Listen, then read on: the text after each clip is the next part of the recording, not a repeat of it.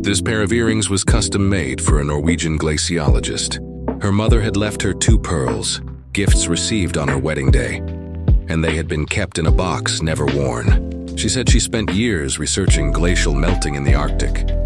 And what fascinated her most was the moment of glacier calving, chunks of ice separating from the main body, with irregular edges like tree branches, like lightning, like water frozen mid-flow. When she came to the studio, there were still frostbite scars on her hands. She said she didn't want traditional stud earrings. She wanted a happening feel, not static circles or squares, but the unpredictable form of a glacier breaking. She said, "Before ice breaks, it makes a sound like breathing. I want to wear that moment on me." I began to develop the design. I used 925 sterling silver for the base, but not a neat setting. Instead, I let it take on an irregular shape. I imagined the edges of a glacier, sharp in some places, smooth in others, splitting suddenly in spots like tree branches stretching in different directions. I let silver strips grow outward from the bottom of the pearls, bending and twisting into organic lines. At the tips, I added small ball decorations like ice crystals, like dewdrops, like things about to drip but not yet falling. During the making, I didn't draw precise sketches. I melted the silver over a flame, then shaped it while it was still soft, letting it decide which way to curve. Every split and every curve was accidental, yet each had purpose. I wanted it to look grown, not designed.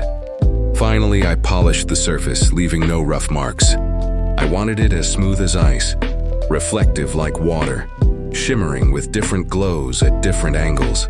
I set the pearls in the center of those irregular silver branches, gently wrapped but not fully hidden, so their roundness and luster were still visible. When finished, I looked at the pair of earrings together.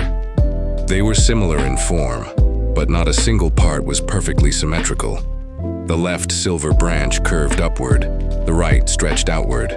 Yet they spoke the same language, like twins, different in appearance, but you could tell they belonged together at a glance.